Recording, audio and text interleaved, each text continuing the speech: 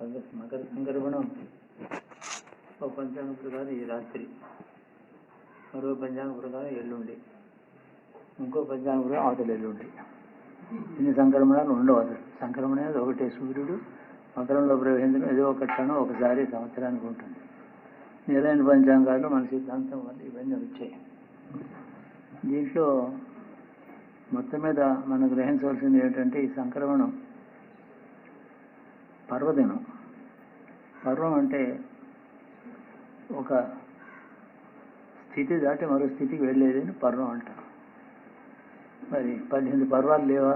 అలా పర్వం అంటే ఒక కథ దాటి ఇంకో కథకి వెళ్ళడం, ఒక స్థితి దాటి మరో స్థితికి వెళ్ళడం. ఇందులో ఆధ్యాత్మికత ఒకటి, లౌకికమైన క్షేమం ఒకటి, ఊర్ధ్వలోకాలకు వెళ్ళే మార్గం ఒకటి, 3 ఉన్నాయి. ఊర్ధ్వలోకాలకు వెళ్ళే మార్గం పర్వదినం నాడు వెళితే వాడు మంచి చోటుకి పెడతాడని. అది కర్మని బట్టి అందరూ పెడతారని కాదు.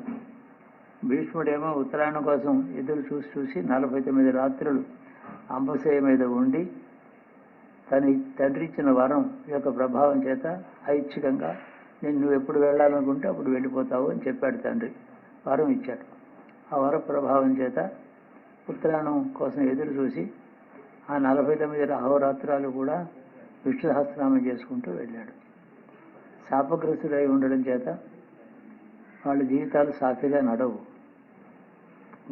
అంటే దేవతలు భూమి మీద చాలా విధాలుగా వచ్చారు.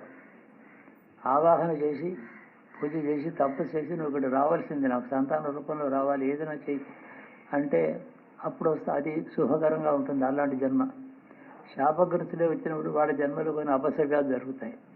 లేకపోతే శాపం ఎందుకు ఉంటుంది? మనిషి జన్మ మాత్రమే శాపం కాదు. దివ్య జ్ఞానం ఉంటుంది, ఆ దేవతా లక్షణంలో జ్ఞానం ఉంటుంది. పరిస్థితుల్లో అపసవ్యంగా జరుగుతుంది. ఏ శుభాలు జరగవు, సుఖం ఉండదు. చక్షువసనే కదా ఇక్కడికి రావడం. మనందరికీ కూడా మానవ జన్మ 2 రకాలుగాను, పుణ్యఫలం అనిపించి సుఖాలు అనుభవించడానికి, పాపఫలంగా కష్టం అనుభవించడానికి 2 పనులు ఉన్నాయి మనకి. 3వ పని ఉంది, రుణం ఉంది, అనేక జన్మల రుణం. ఆ రుణం తీర్చుకోవడం 3వ పని. ఈ 3 కోసమే మనం పుడతాం.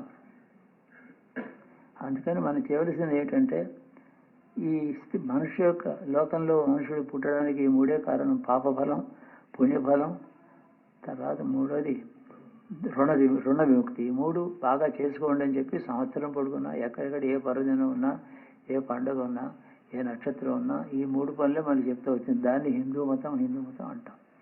హిందూ మతం అంటే ఎవరో ఒకరు దీనికి కర్త లేడు, దీనికి ప్రారంభకుడు లేడు. ప్రాఫిట్స్ లాంటి వాళ్ళు ఎవరు లేరు మనకి. ప్రాఫిట్సే ఉండాలంటే 490 మహర్షులు ఋగ్వేదానికి కారకులు. అందులో ఎవడు ఏ మతాన్ని ఏ ఋషి స్థాపించలేదు. వాళ్ళకి మతమే లేదు. వాళ్ళకి జ్ఞానమే ఉంది, ధర్మమే ఉంది, ప్రయాణమే ఉంది. ఈ ప్రయాణం ఏమిటంటే అధోలోకాల నుంచి మధ్యలోకం, మధ్యలోకం నుంచి ఊర్ధ్వలోకం. అధోలోకాలంటే కేవలం పాపఫలాలని కాదు, పాపపుణ్య ఫలాలు మన చుట్టుపక్కలే ఉన్నాయి. పాదాలన్నీ కూడా ఫలాలు కావు.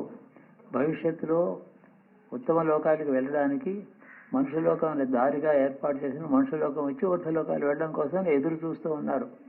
వాళ్ళందరూ పైకి వచ్చి ఊర్ధ్వగతికి వెళ్ళే వరకు కూడా కల్పం ఉంటుంది. కల్పం యొక్క దాని కారణం ఒక లెక్కది. అందుకని ఈ మధ్యలోకంలో మనం ఎప్పుడైతే ఉన్నామో మనకు కర్తవ్య బోధ చేశారు పెద్దలు. నువ్వు ఈ పని చేయి, పని చేయకు, ఈనాడు ఈ పని చేసి తీరు, ఈ సమయంలో ఈ పని మాత్రం చేయకు, విధి నిషేధం అలా చెప్తారు. ఈ సంక్రమణ దినంలో సాధారణంగా పాపఫలం అనిపిస్తూ కష్టాలతో ఉండి వెళ్ళిపోతారు. వాళ్ళకు ఒక లాభం ఉంది. చాలా పాపం చేసిన వాడు ఈరోజు కనుక ఈ సంక్రమణ కాలంలో పోతే అనేక పాపములు క్షయం అవుతాయి ఈ సమయంలో పోవడం చేత. పుణ్యం చేసిన వాడు వెళితే వెంటనే పుణ్యలోకాలు వాడికి వస్తాయి. సంకల్పం చేత వెళ్ళిన మహాయోగులు ఎవరిలో ఉంటే వాళ్ళు వెళ్ళదలుచుకున్న లోకానికి వెళ్తారు. యోగం లోకం 2 సమానంగా ఉన్నాయి. లోకంతో యోగం ఉంది, యోగంతో లోకం ఉంది. ఇవి మిశ్రమ జన్మ నుంచి ఉత్తమ జన్మకి వెళ్ళడానికి మార్గం. ఇది ఏర్పాటు ఈ సమయం. సరే, ప్రతి సంవత్సరం ఏదో ఉంటున్నాడు. ఈ సంవత్సరం నిన్న భరణి నక్షత్రం వచ్చింది. భరణి నక్షత్రానికి యముడు అధిపతి. మృత్యుప్రదమైనటువంటి లక్షణాలు 195 పాళ్ళు ఉన్నాయి. నిన్న ఇవాళ లక్షణం అలా ఉంది. కాబట్టి ఈ సమయంలో పీడా పరిహారం కోసం తైలాభ్యంకర మొదలు చెప్పారు. అది సరే సామాన్యులు అందరికీ చెప్పారు. ఏదైనా నీకు ఉన్నటువంటి కష్టంలో ఒకవేళ ఉండేటట్టయితే ఈ 2 రోజులు పూర్వదినము, సంక్రమణ దినం, పగదినం 3 రోజులు కూడా జాగ్రత్తగా చూసుకోమని ఈశ్వర ధ్యానం చేసుకుంటే నీకు అత్యధికమైన ఫలం వస్తుంది. ఈనాడు చేసినటువంటి ఆ కాస్త జపానికి ఇతర నెల 40 రోజులు చేసిన జపం చేస్తే వచ్చే ఫలం వస్తుందని అధిక ఫలం ఇచ్చేటటువంటిది. ఉత్తర దిశలో ఉండే లోకములకు భూమి సమీపవర్తి అవుతుంది ఈనాడు అని అర్థం, దూరం అవుతుంది దక్షిణాయనంలో అని అర్థం. అది జ్యోతిష్ శాస్త్రాన్ని బట్టి, ఆ శుభాశుభాలని బట్టి మనం జీవిస్తూ ఉంటాం. జ్యోతిష్ శాస్త్రం మనకే కాదు, గ్రీసు వాళ్ళకు ఉంది, గ్రీకులో ఇంకా షార్డియాలో ఉండింది, ఏదో పర్షియాలో వచ్చిందంత. కానీ వాళ్ళకి మనకి పెద్ద తేడా ఏంటంటే వాడికి ఇది శుభం ఇది అశుభం అనే విచక్షణ లేదు. ఈ గ్రహం మంచిది ఆ గ్రహం మంచిది కాదు అని లేదు. కానీ గ్రహాల నడక వాళ్ళకి తెలుసు, జ్యోతిష్ శాస్త్రం వాళ్ళకి తెలుసు, శుభాశుభముల నిర్ణయం వాళ్ళకి తెలియదు. అది చెప్పిందే వేదం. అందుకని వేద మతంలో పుట్టిన ఆర్యుడికి ఎన్నో శుభ మార్గాలు ఉన్నాయి. ఎంతో పుణ్యం ఉంటే కానీ ఇందులో పుట్టడు. పుట్టిన తర్వాత సద్వినియోగం చేసుకునేవాడు పుణ్యాత్ముడు వీరికి. కాబట్టి ఇవాళ ఉండేటువంటి గ్రహస్థితిని బట్టి పీడా పరిహారం, వార్ధక్యం వచ్చి రోగానికి దగ్గర పడుతున్నాడంటే మృత్యుకు సమీపం అవుతున్నాడు. కాబట్టి వాళ్ళు ఎక్కువగా వృద్ధాప్యంలో సరిగా శరీరం లేక మనసు సరిగా లేని వాళ్ళకి ప్రత్యేకం శాంతిగా చెప్పారు. యమదర్శనం ఇవాళ అవుతుందని చెప్తారు సరిగా ధ్యానం చేసిన వాడికి. యమదర్శనం అంటే భయంకరంగా కష్టపడుతుందని కాదు, యమదర్శనం చేత పాపక్షయం అవుతుంది.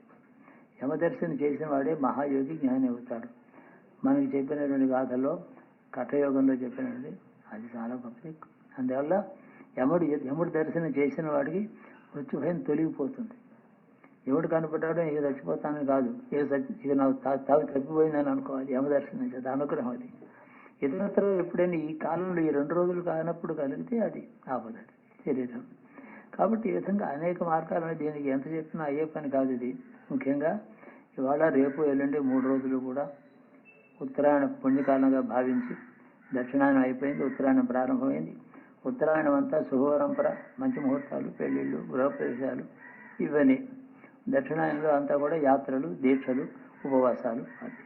ఇది ఇలా చేశారు. అంటే ఉద్యోగానికి కావలసినటువంటి క్రియ అంతా కూడా దక్షిణాయనంలో చేసి ఇక్కడ సుఖాల కోసం ఈ ఉత్తరాయణం వాడుకో అని అర్థం.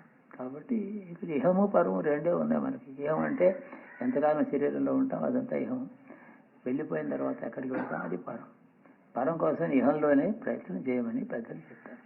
అందుకని ఉత్తరాయణ పుణ్యకాలం అనేది ఈరోజు నిన్న ఇవాళ భరణి కృతిగా రోహిణి నక్షత్రములలో ఈ సంక్రమణాలు వచ్చాయి కాబట్టి ఎక్కువ ఫలప్రదంగా ఉంటుంది. కించిత్ చేసినా సహస్రనామం పారాయణ చేసుకున్నా, అష్టోత్తరం పారాయణ చేసుకున్నా, స్తోత్రం చదువుకున్నా, సూర్యుడికి నమస్కారం చేసుకున్నా ఇతోధిక ఫలం ఇచ్చేటువంటి శక్తి కాలంలో ఉంది.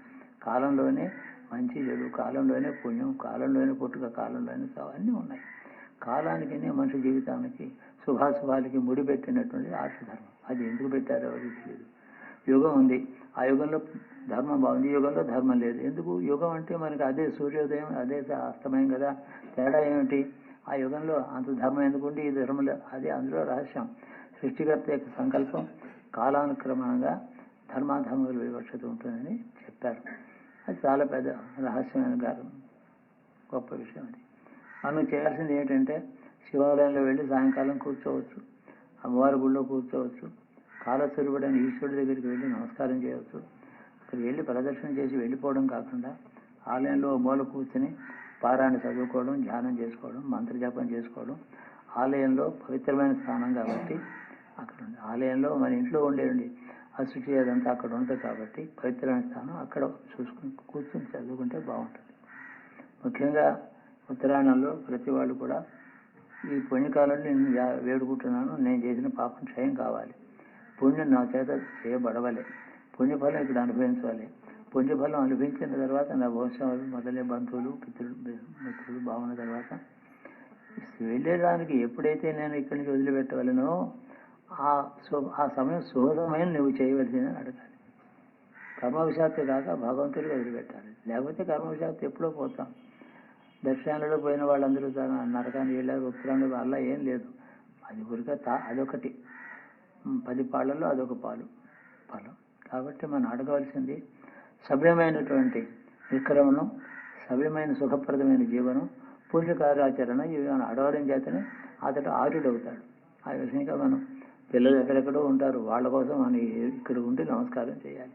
వాళ్ళు బాగుండాలని, వాళ్ళకి వివేకం రావాలని, నువ్వు జ్ఞాపకం రావాలి. తండ్రి, నీవు మా పిల్లలు అక్కడ అమాయకులు, చిన్నపిల్లలు, వాళ్ళని నీవు మనసులో రా అని చెప్పాలి. దాన్ని ఏమిటంటే ఇది గృహస్థ ధర్మం. సన్యాసి నా మనవాళ్ళు ఉన్నారు, పిల్లలు, అలాంటి మాటలు అనుకోకూడదు. తన సంగతే మాట్లాడాలి. తన ఇతర విషయం మాట్లాడాలి. బంధువులు లేరు, గోత్రం లేదు, పుణ్యం లేదు, ఇంటి పేరు లేదు, తల్లి లేదు, తండ్రి లేదు, అవన్నీ వదిలిపెడితేనే సన్యాసి. సన్యాసి ముఖ్యంగా ఈ కాలంలో ఎంత యథాస్థితి తపస్సు చేస్తాడో అంత ఫలితం వస్తుంది. కాల ప్రభావం అలాంటిది అని చెప్పడం. శుభం భూయాత్.